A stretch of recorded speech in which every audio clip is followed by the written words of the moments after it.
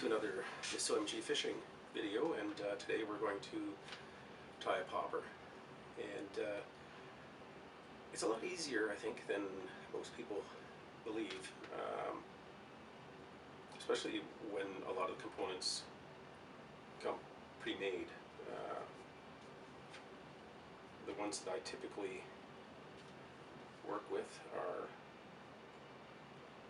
the Wapsi Perfect Popper bodies. You can get any kind. There's like double barrel, there's many on the market. Depends on your preference. I like these because they come pre-formed. I like the head on it. They also have a slot in here that's pre-done. Generally they're pretty straight, and they have a hook system that goes with them as well. I'm going to be using just a Mustad popper hook. And what is a popper hook? Popper hook is a hook that has this little hump in it. And the reason for this little hump is so that when you put this hook onto the body, it stops it from spinning around. Now, if you don't happen to have a popper hook, you can use any streamer hook just as well. What you'll want to do is you'll want to wrap some thread on it, build up a body, and then put some glue on it. Take your body and put that on and close up that gap. You'll find that the glue will push up into this gap here, hold it tight, and it'll dry, and it'll hold that fly together. Same with when I use the popper hook. Put some glue on it, that just stops it from sliding up and down into the side, and it's pretty easy. Now, if you don't have the popper, preformed popper bodies, you can use cork. You can use the rubber from flip-flops. I've made them with flip-flops. I took a piece of copper pipe, sharpen the edge on it, and you screw it down, and it comes out with this really nice plug. And I've used that. It's a little big, so you have to use it for, bass and not panfish. So there's all kinds of options that you can have. The kits come in all kinds of sizes. You have like a micro size. You can see that here, and just teensy weensy ultra small hook on it. One thing you have to be careful about when you're building this is that you don't build the tail up too much, because if you do, you'll sink this fly really fast. Also, when you're using your fly rod, 2-3 weight with 6X, that's as heavy as you want to go with it. Light. If you use too heavy a line, you'll sink it as well. And then you start moving up into the sizes. So you have your micro fly here. This is the next one up. This is your panfish size. Not to say that, a nice big bass can chomp on that. And again, do what you want. You can put fur off the back, you put feathers off the back. Just remember, don't put too much on the back end or your fly will not sit properly for you. And dress it up however you want. This one here, I just took some paint and colored it yellow and put some black on it just for interest, probably more for my interest than anything, because when it comes to these, I think that it's not what's going on here, it's what's going on here. It's that profile. So you want to have either like a wounded fish, bait fish profile, or something like this where you get into a frog profile. And they're both easy to do. I find that the simpler you keep it, the better. The less junk you put on it, the better. Because you don't, like I said, if you put too much on the back end, then your fly is going to sink, or it's going to sit like this, and when you pop it, it's not going to work right. So you want to have it either sitting flat on the water, or just a bit, sort of how like a frog would sit in the water. It's got its head sticking out a little bit, and it's got a little bit of the leg sticking out. They don't sit like this. Sort of like that, and then you'll get your maximum pop out of that. And like I said, they come in a variety of sizes. This here is a size set for what I use as my 5 weight the next size up, I think it's actually, it's kind of weird. On these ones anyways, the next size up is a 5, which I use on my 8 weight. And then you can go up as big as something like this. You know, this is a bigger fly. You'd use this for pike or some really big bass. Maybe be a saltwater fly. The difference in this is it has a tube that runs through it, and you run your line and hook up through the back and out here. So your line comes out here, whereas on your popper, your line tie is there. But it's the same principle, really. You have your popper, you have your tie, your popper, your tail, and your hook. So it doesn't matter if it's this big, it doesn't matter if it's this big. It's the same principle, same philosophy. And like I said, you can paint these any way you want, any material you want. I'm going to airbrush it today, just for the fun of it. These ones here that I've done, these have all been hand painted. So it's just a brush and paint, and I put some 3D eyes on them. You can even paint your own eyes on them as well. It's pretty simple to do. I just happen to have this stuff, and I kind of like the way it looks, so I tend to add a little bit more than, you know, do I need more on it? I don't know, but it's the way I like doing the flies. And for the legs, I'll show you a little trick on getting these legs put on here, and it's just like rubber skirt material or centipede legs, whatever you want to call it. I think you can even, I don't know if they still do this or not, but I used to be able to just take you a pair of underwear and you get the elastic that's in the underwear, and you cut the elastic off the underwear and you pull it out, and it's like white legs, and they're really good, or they were really good. I haven't tried that lately. For making the legs on this. You could use it in the skirting as well, like this one here has the rubber in it. So there's all kinds of options. Colors are endless, combinations are endless. You can dress it up with a bit of crystal flash, and it's fun.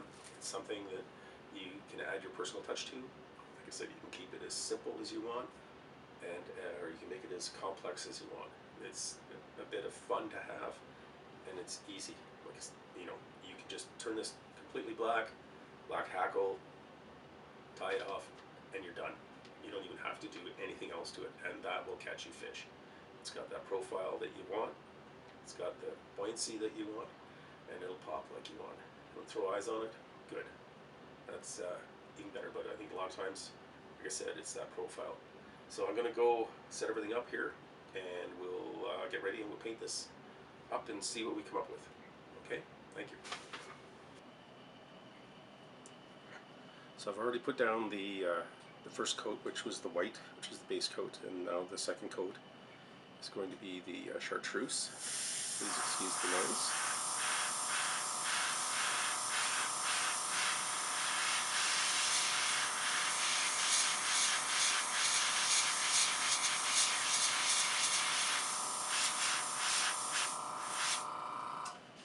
And there's the chartreuse, and we'll just let that dry, and then we'll come on and we'll put onto the fly our next colors, which I do believe is going to be a dark blue. I'm going to put a dark blue base down, and then I'm going to put some mesh over that, and then I'm going to add a lighter blue to green it up a bit. So I've gone ahead and I've put the mesh on, and we're going to put on our next color, which is teal. The mesh will give it a nice scale type pattern. Don't really need it. It's just more something that you know, makes it look nicer. Fish can't see the top of it, so.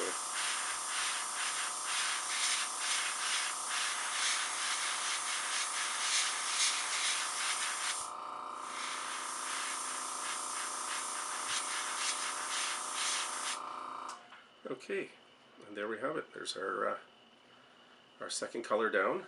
So now we'll just go and we'll lock that color on and on to the next color. This one here, we're just going to go right to the dark.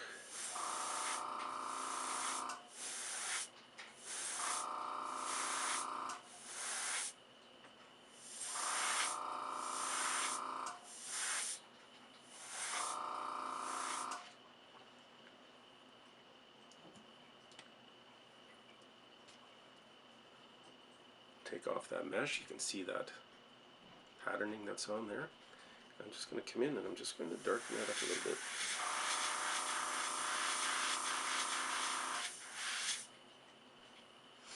Just give it some more dimension. And there, these guys are done painting. So now what we'll do next is we'll start to build this into a popper that resembles this one here. Okay, so now we're going to build the body of the fly. So I'm just going to come in, start a base with some thread. And there we are. I'm going to get some, I've got some crystal flash and chartreuse. So we're just going to add that onto here.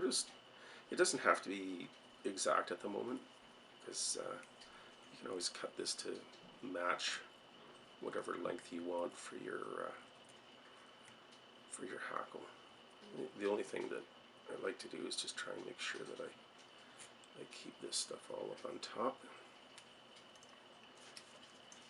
One thing that you might want to do too is don't pull on this stuff too hard. If you pull on it, it tends to stretch, and then it goes a little wonky.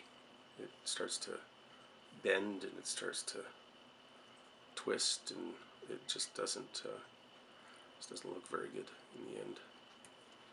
Okay, so there we have that. Now we'll just get some white saddle hackle. Right here, I'm going to try and find two pieces that are fairly close. Got one here, one here. They look pretty good. And I'm just going to measure that length. Tie this in. Remember what I was talking about before, if you happen to add too much, it makes your fly sit weird. So you want to, not necessarily put on a big heavy tail on this, because it just won't sit right, and you won't be happy with the finished result on your fly. So you go through a fair amount of effort to get this thing built. I think you want to make sure that it looks good in the end and functions just as well. So again, here we are.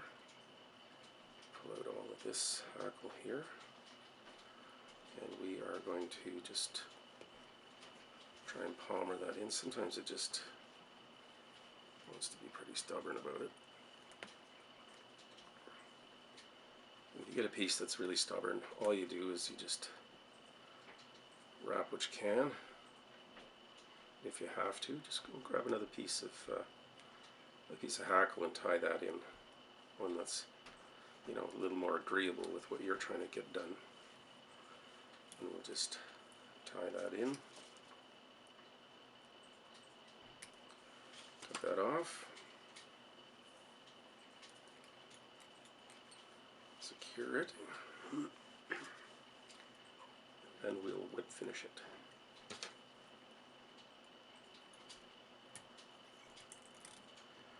You could probably just tie this in by hand. It'd be just as easy, but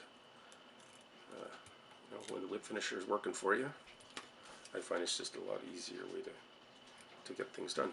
So there you have this fly. Let's take a look at it. There you have it right there. Got a good spread on the legs. You got some good color going with the crystal flash, and some nice patterning there.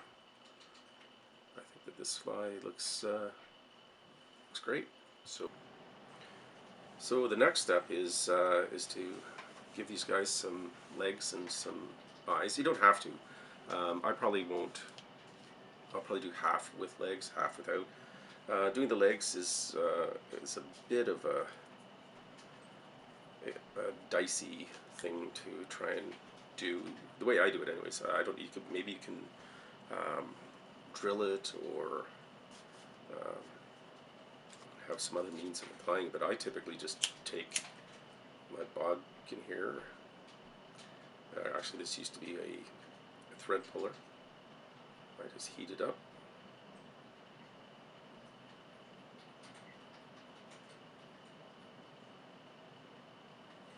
Because it's styrofoam, so it should take this fairly well. And then I just kind of feed that through how you want it to go. Make sure it's not going too sideways on you. So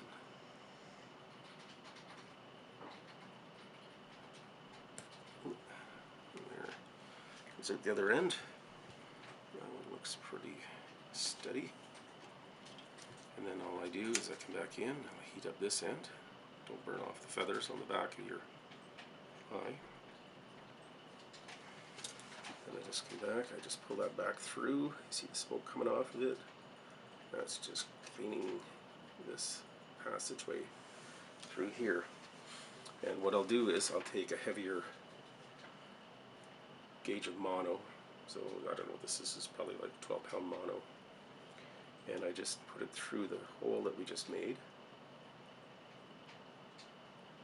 Depending on how clean it is. Usually it just pops right out the other side. Like so. And then you just do that again.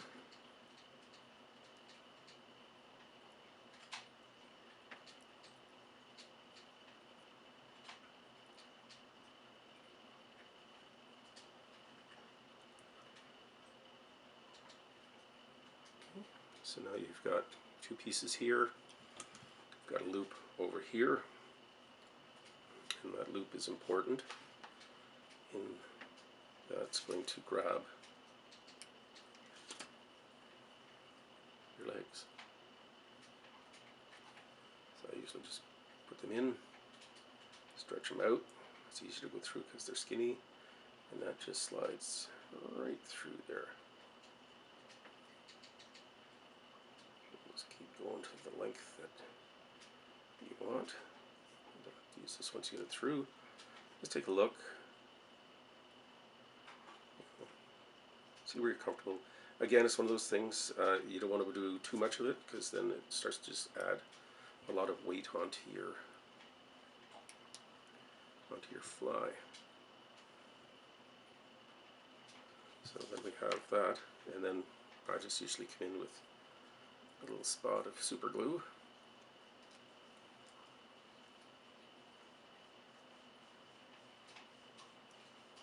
Put that on there. That'll make its way in, or else all you have to do is just pull that a little bit, and that'll draw your legs in. Okay, so the last part to all of this is to add some eyes. Now you can go with whatever style of eye you want. You can go with whatever color eye you want. I don't know if it truly matters a whole lot. I just happen to have some 3D gold eyes that are, to me, the right size for this type of fly, so I'm just going to use those. You can paint them on. I've done that before.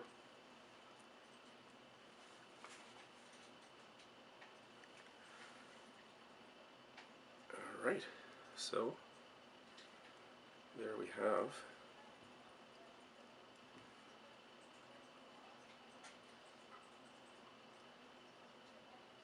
our popper with eyes. So the last part I'm going to do is I'm just going to come in and I'm going to spray some red in here.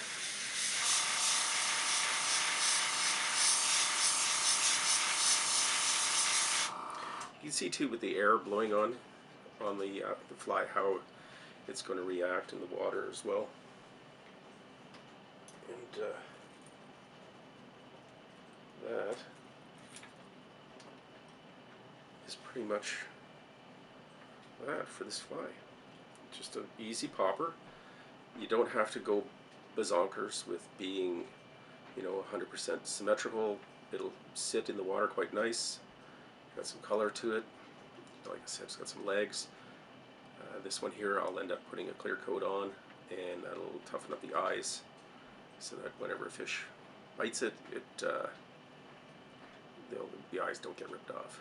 And this is the white belly version. You could come in, add some chartreuse on the belly if you want, or some yellow. Um, it's the world is your oyster when it comes to doing these flies.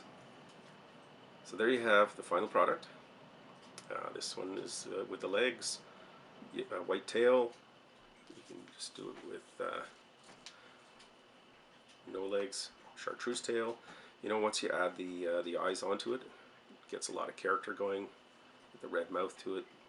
You know, make it your own. I think that's the big thing about this, is you can do it to whatever bait fish you happen to know is around, or whatever colors you want. You can have fun with it. You can make them as outrageous as you want, or as plain as you want. You know, you can use Sharpies to color them. You can paint them by hand. You can use an airbrush. Doesn't matter. It's I think the profile is the big part on these, and how you feel about them. If you feel that's good to chuck, then by all means, I think that it'll catch you fish. And just get out and enjoy fishing, enjoy making these, and I have to tell you, if you catch a fish on your own fly, it's a lot of fun. If you catch a fish on one of my flies, it's a lot of fun for me too. So if you happen to want any of these, let me know. I can help you out with that. And I hope that you enjoyed this video. I thank you for taking the time out to watch it. I hope that you may have learned a couple of things from it.